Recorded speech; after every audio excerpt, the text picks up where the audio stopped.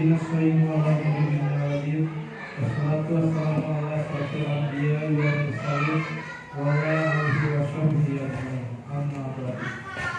Pertama, marilah kita panjatkan puji bersyukur kehadirat Allah Subhanahu wa taala, yang mana pada kesempatan ini dalam rangka diseminasi budaya positif SDN Sinaga tahun 2023, salawat dan salam semoga tercurah kepada Nabi Muhammad SAW, pada keluarganya, tabi'in-tabi'innya sampai kepada kita. Semoga kita mendapat syafaat nanti pada hari akhir.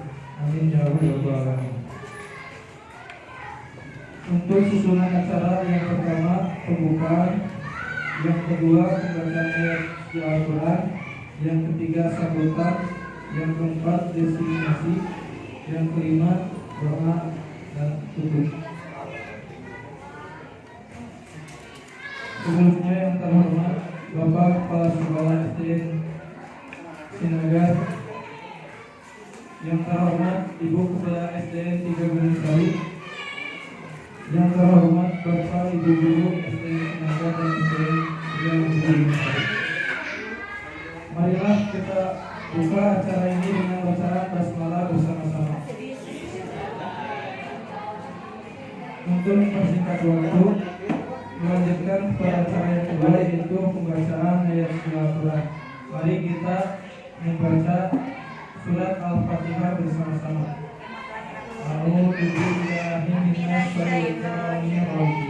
Bismillahirrahmanirrahim. Alhamdulillahirabbil alamin. Arrahmanirrahim. Maliki yaumiddin. Menginjak pada acara yang ketiga, yaitu sambutan, dipersilakan pada yang terhormat Bapak Nanti Wabiyomdi. Dipersilakan.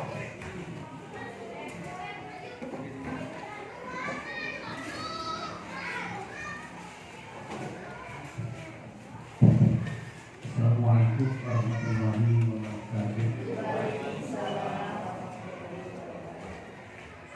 Bismillahirrahmanirrahim. Alhamdulillah. Alhamdulillahilladzi arsala rasulahu bil huda wa dinil haq. Asyhadu an la ilaha illallah wahdahu la syarika lah. Wa asyhadu anna Muhammadan abduhu wa rasuluhu.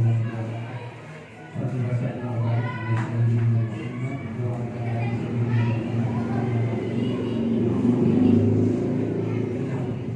dihormat Ibu Kepala SDN 3 Gunung Sari, Bapak Ibu Guru Sinaga SDN 3 Gunung Sari,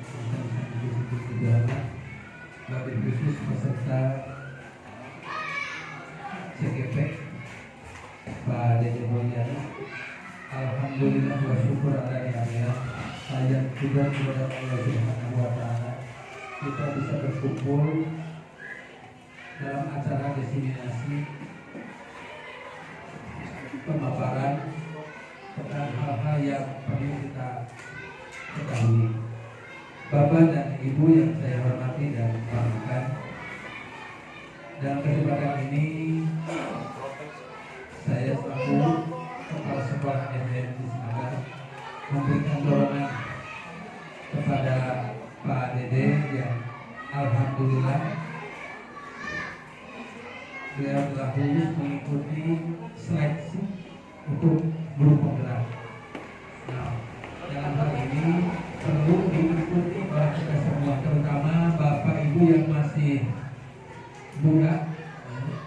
Tadi kalau menggali potensi anak pasti bakal yang ternyata lumayan. Bapak Ibu untuk umum karena pelajaran wabillahi taufiq wal hidayah. Wassalamualaikum warahmatullahi wabarakatuh.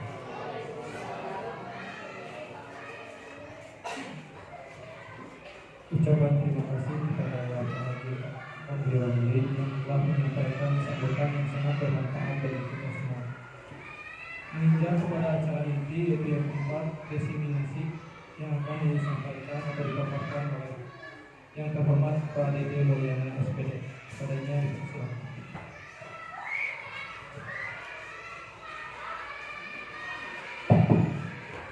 Bismillahirrahmanirrahim. Assalamualaikum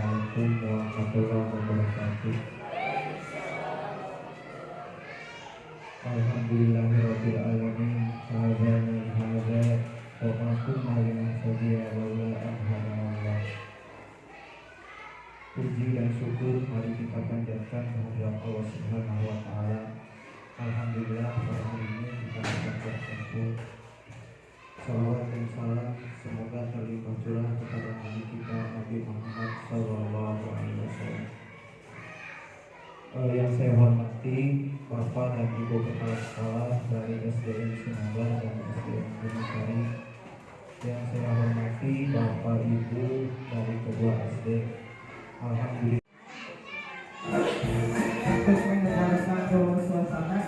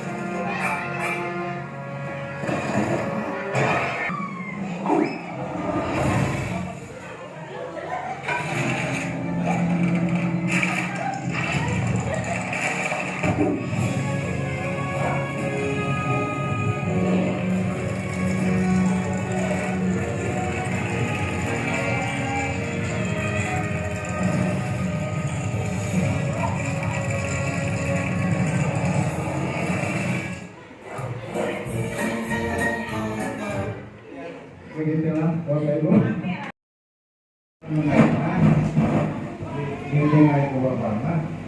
Saya pemuntangan, jadi istilahnya bergerak, tapi kurang istilahnya Allah bergerak, tapi kurang basicnya gitu, kurang apa namanya teh, fundamentan, saya fundamentan, Fondasi gitu. fondasinya saya. Ya, siap, pasti terlalu. Barangkali ada yang mau menambahkan? Ya. Siap. Setiap usaha atau setiap pilihan apapun pasti akan mengalami kegagalan. Tetapi di balik kegagalan itu kita harus tetap semangat. Siap, terima kasih. Ya. Barangkali yang lainnya? Ya. Bismillahirrahmanirrahim. Salib. Kami saudara membete dari setiap apa yang kita lakukan harus sedikit memperhitungkan apa akibatnya atau apa nanti jangan sampai maksudnya kan tadi kan ada yang jatuh. Ya. Nah jadi harus langkah kita itu harus diperhitungkan gitu. Siap. Ya. Ya, terima kasih dari jawaban atas apa yang dilihat tadi. Memang betul Bapak Ibu. Jadi kita itu awalnya itu punya tujuan. Jadi Bernard tadi pas lihat puncak gunung es, dia berkeinginan untuk naik sampai puncak dengan peralatan tadi dikatakan sama Pak fondasinya tadi ada kurang gitu. Nah intinya kita akan meraih suatu visi atau tujuan Seperti misalnya di sekolah atau di kelas ingin mencapai tujuan pembelajaran yang maksimal itu benar harus ada persiapan dan lain sebagainya. Maka dari video tadi dapat diambil kesimpulan bahwa perjuangan itu memang perlu perjuangan dan kita harus punya misi sampai puncak. Tapi yang lebih harus harus diperhatikan lagi, tidak boleh sombong. Jadi sekuat apapun kita, semampu apapun kita, semaksimal kita berusaha, tetap ujungnya kita akan ada kegagalan, ada jatuh. Jadi kita harus stabil aja, tidak boleh. Boleh Bapak Ibu yang ada pasangannya, boleh berpasangan, boleh saling berhadapan, boleh saling berhadapan. Saya pasangan berarti,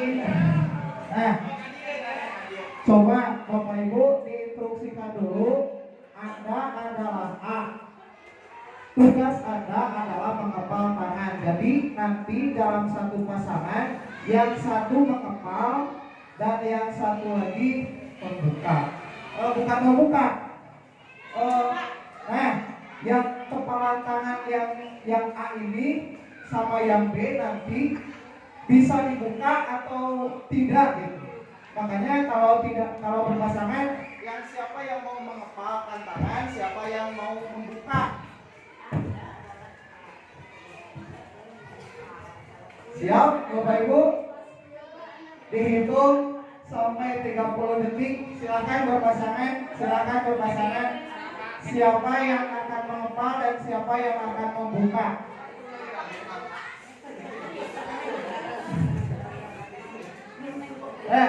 Dibacakan saja satu tangan Anda. Coba Anda bayangkan bahwa Anda menyimpan sesuatu yang sangat berharga di dalam kepalan tangan Anda. Anda perlu menjaga benda tersebut sekuat tenaga Anda karena begitu penting untuk kehidupan Anda. Tugas B rekan Anda adalah mencoba dengan segala cara untuk membuka kepalan tangan Anda. Nah, teman Anda B boleh membujuk, menghardik, mengintimidasi, memarahi, menggoda, menggelitik, bahkan menawari Anda uang agar Anda bersedia membuka kepalan tangan. Bayangkan ada sesuatu yang berharga. Siap, Bapak Ibu? Siap? Silakan. Siap. Siap. 1, 2, 3. Silakan. Mana yang berhasil, yang membuka atau yang mempertahankan? Silakan. 30 detik.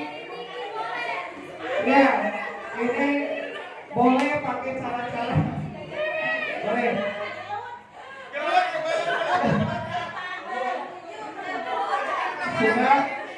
Sudah Bapak Ibu, sudah? Adakah yang berhasil mempertahankan atau yang membuka? Siapa yang berhasil mempertahankan? Siapa yang berhasil membuka?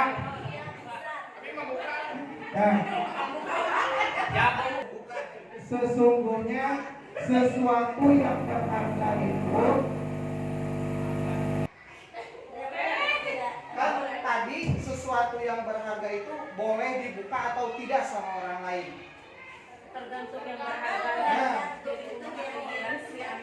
Ya, berarti bisa dibuka, bisa fleksibel. Cuma sesuatu yang menjadi harga diri kita, yang menjadi penting untuk diri kita, apakah boleh dibuka sama orang lain? Tidak boleh. Jadi dalam pembelajaran pun sama terhadap anak itu. Ada yang boleh memaksa, ada yang tidak boleh memaksa gitu. Jadi intinya ke situ. Jadi bisa dibuka kalau emang kebutuhannya untuk membuka. Tetapi kalau misalkan anak dipaksa tidak bisa, ya tidak boleh dipaksa. Punya kontrol masing-masing. Nah tadi Yang mempertahankan berarti kita mengontrol diri kita untuk tidak membuka. Nah, dan yang membuka juga hanya Anda yang bisa mengontrol diri Anda tadi.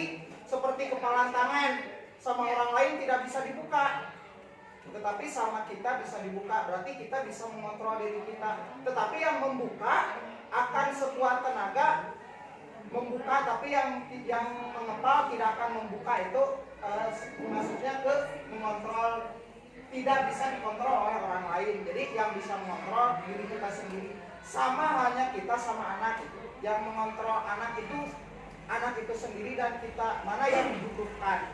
Terus yang kedua, semua perilaku memiliki tujuan. Sama yang mengepal punya tujuan, yang membuka juga punya tujuan. Terus yang ketiganya, model berpikir. Nah, model berpikir menang-menang, kolaborasi dan konsensus menciptakan pilihan-pilihan baru tadi, itu fleksibel, istilahnya fleksibel. Dan yang keempat, realitas kebutuhan yang berbeda, berusaha memahami pandangan orang lain tentang dunia. Setiap orang memiliki gambaran yang berbeda. Nah, ini tadi miskonsepsi tentang teori kontrol. Satu, ilusi guru mengontrol murid. Bagaimana ilusi guru mengontrol murid?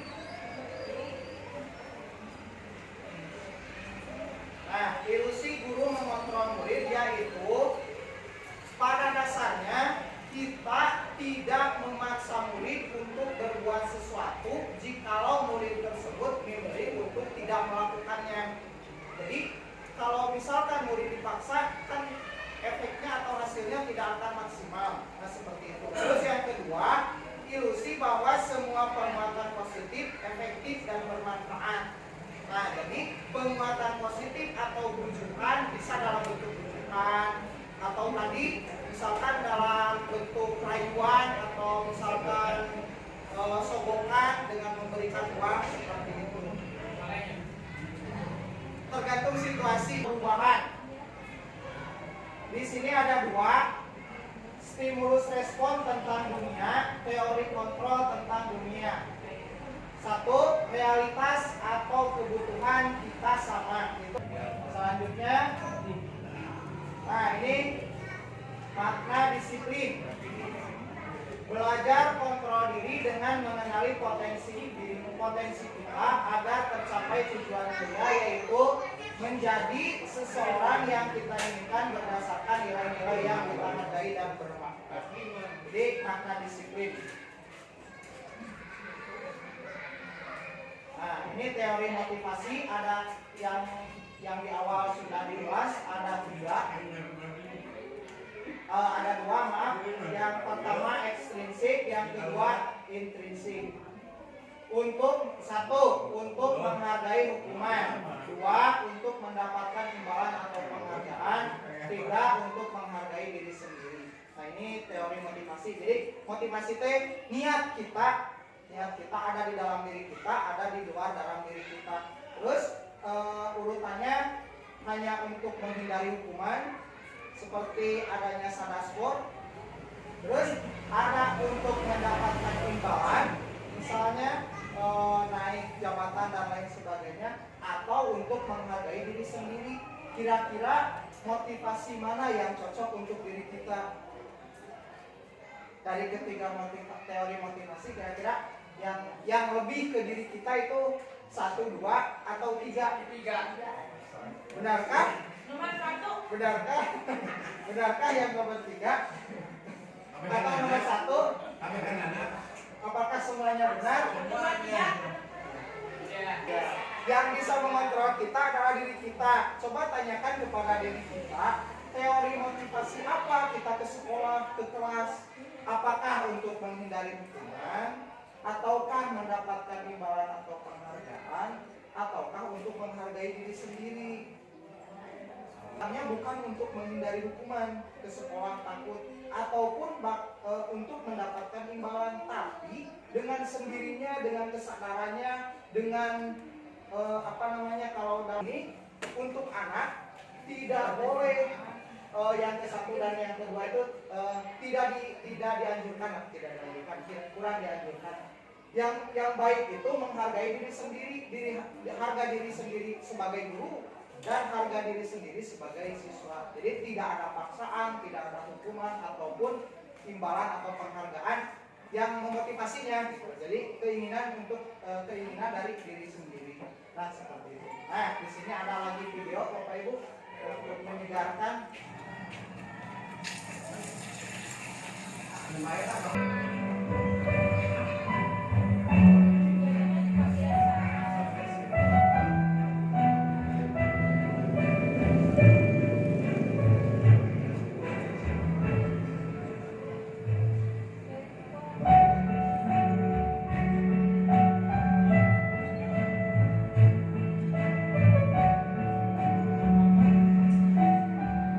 เขาจะไม่ได้อะไรเลย ไม่ได้รวยขึ้น ไม่ได้ออกทีวี ไม่มีใครรู้จัก ไม่ได้มีชื่อเสียงที่มากขึ้น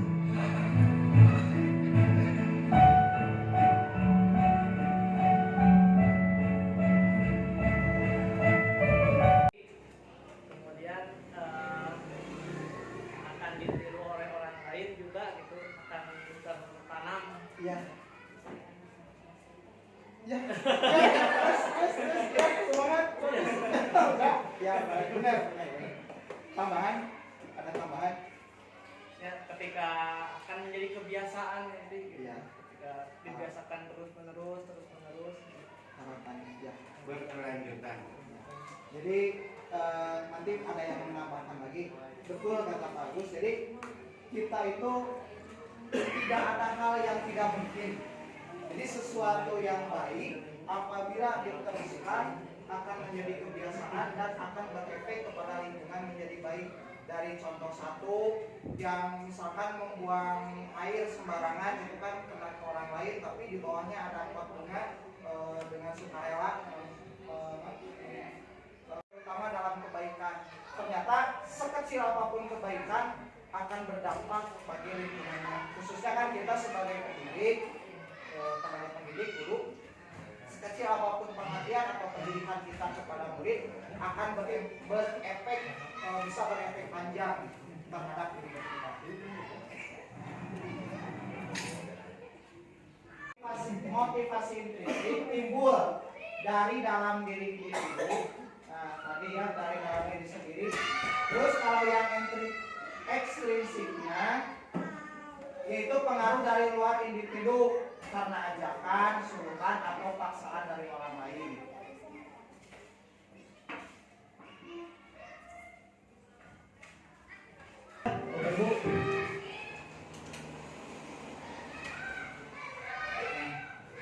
Kaitan dengan hal tersebut, ada nilai-nilai kebajikan universal, di mana salah satunya yaitu profil pelajar Pancasila.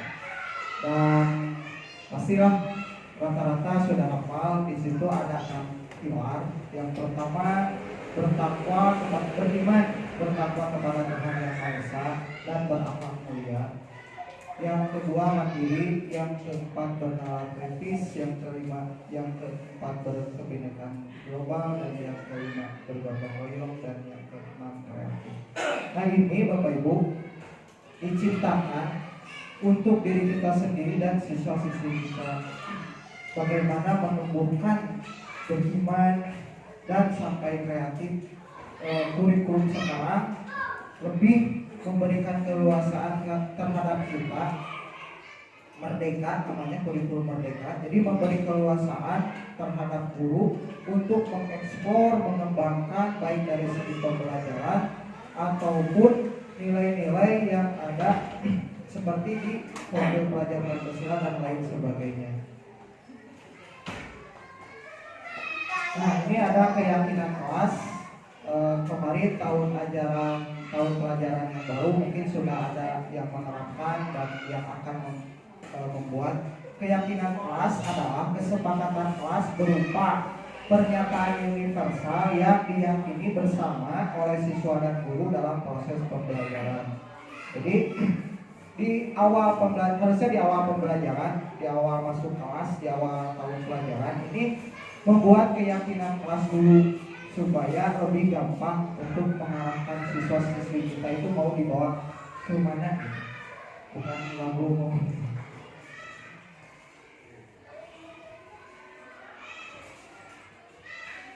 Seperti contohnya seperti ini membuat keyakinan kelas. Jadi setiap siswa boleh, kecuali kelas 1 boleh sama orang tua. Jadi kalau kelas 1 misalkan belum lancar menulis dan membacanya, boleh dibantu sama orang tua untuk keyakinan kelasnya. Nah, restitusi, ini restitusi. Restitusi membantu murid menjadi lebih memiliki tujuan, disiplin positif, dan memulihkan dirinya setelah berbuat salah. Penekanannya bukanlah pada bagaimana perilaku untuk menyenangkan orang lain atau menghindari ketidaknyamanan, namun tujuannya adalah menjadi orang yang menghargai nilai-nilai kebajikan yang mereka percaya. Dari mana ini asalnya? Dari keyakinan kelas yang tadi diturunkan ke sini. Jadi kalau misalkan ada siswa yang berperilaku tidak sesuai atau berbuat salah, ganti. Jadi tadi bukan ganti, solusinya bagaimana? Kalau misalkan salah satu kancing lepas, misalkan bertengkar, nah solusinya atau gantinya itu bagaimana? Bisa dibantu oleh guru, misalkan dijahitkan kembali atau dibawa sama salah satu anak yang melepaskan kancingnya. Itu bentuk-bentuk dari hukuman, konsekuensi, dan restitusi. 5. Posisi kontrol. Nah, kita sebagai guru, posisi kita ada di mana? Apakah ada di sebagai penghukum, ataukah pembuat merasa bersalah, ataukah sebagai teman, pemantau, atau manajer? Jadi penghukum, kalau ada yang salah langsung dikasih hukuman. Kalau pembuat merasa bersalah, misalkan anak-anak jangan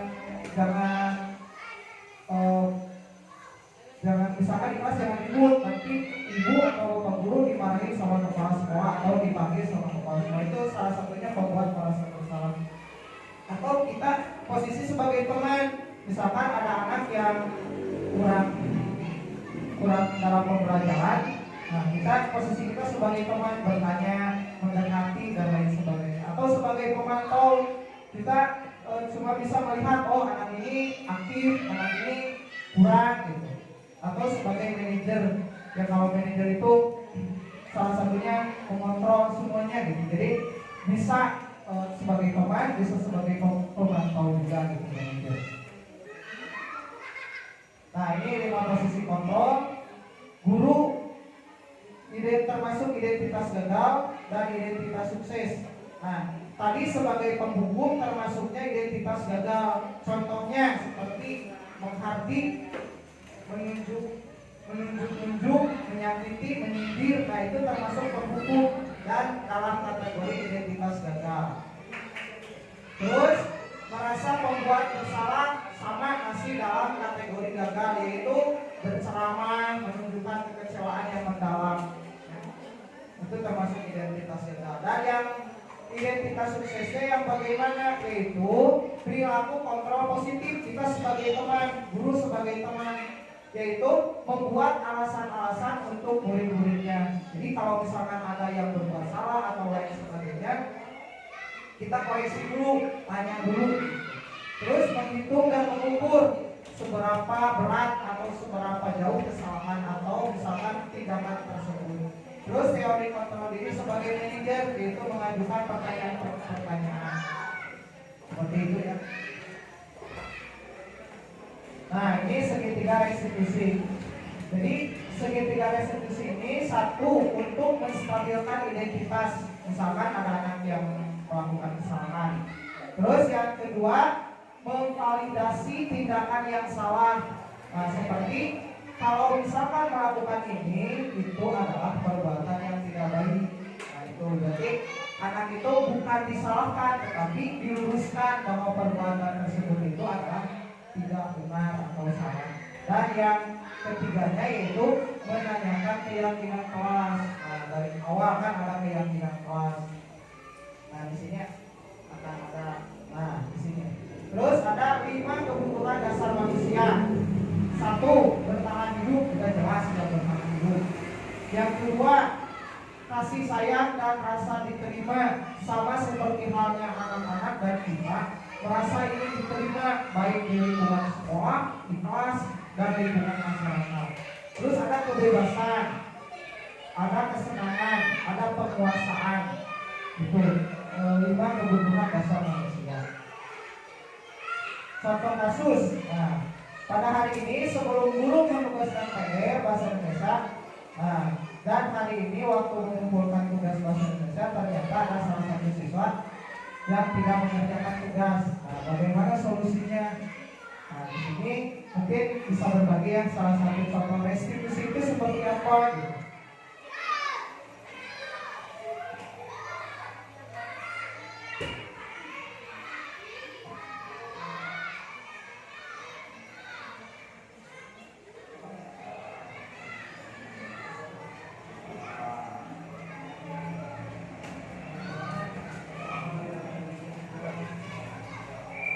Kebetulan kalau di SD kan tidak ada BP, BK ya. Jadi guru kelas kita kalau ini kan bagian bisa diterapkan lah sama ibu dan bapak semuanya. Jadi menstabilkan dulu identitas. Jadi ditanya dulu, dibuat nyaman.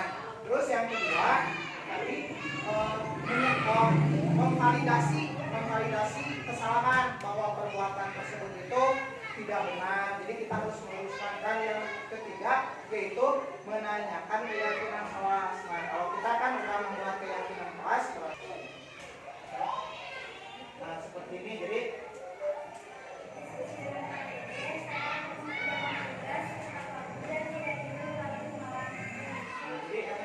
efeknya seperti itu. Jadi tidak membuat takut anak gitu. Jadi lebih ke diskusi. Kalau misalkan anak melakukan kesalahan, lebih ke diskusi dan jangka panjangnya anak sadar diri dan tidak melakukan lagi. Hasilnya seperti itu. Beda sama hukuman. Misalkan anak melakukan kesalahan dihukum, push up, fisik dan lain sebagainya gitu. Itu sekarang udah anak tidak boleh. Terima kasih. Terima kasih Bapak Ibu. Alhamdulillah pemaparan materi sudah berakhir. Barangkali mungkin sebelum ini berakhir ada yang mau ditanyakan atau misalkan ada yang perlu dikonfirmasi gitu. Cek. Dan terima kasih atas kesempatannya. Tadi sangat menginspirasi sekali materi mengenai restitusi. Tapi ya, yang ingin saya tanyakan itu kan tadi dengan cara apa istilahnya menjadi teman ya, ada sisi yang positif negatif kan di sana ya tadi kalau tidak salah ya di posisi kontrol. Nah tadi kan ada contoh kasus anak tidak mengerjakan PR. Nah ketika anak tersebut misalkan ada 5 anak itu tidak mengerjakan PR, kemudian dipanggil. Minggu depannya berkurang jadi 4, dipanggil lagi berkurang menjadi 3, dan ketiga anak tersebut masih tetap. Nah, apakah masih efektif menggunakan perilaku kontrol positif tersebut atau bagaimana? Karena masih tetap anak itu terus gitu kan. Apakah guru yang menyerah? Udahlah berbiara. Apakah ada tindakan lain? Contohnya ada kepala sekolah, ada orang tuanya. Jadi nanti misalkan contohnya si A si B ini sudah beberapa kali melakukan kesalahan, ya udah kita membuat kesepakatannya itu lebih luas lagi dengan orang tua dan kepala sekolah. Jadi kalau misalkan di dalam kelas sendiri guru dan wali kelas kita dan siswa itu tidak ada hasil gitu, bisa melibatkan warga sekolah termasuk. Dalam memvalidasi kesalahan itu kan proses untuk menyadarkan si anak gitu kan, untuk menyadari akan kesalahan yang telah dilakukannya.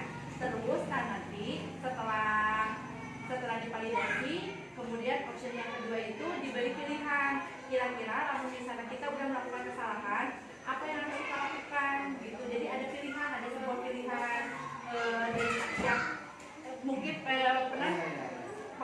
Desa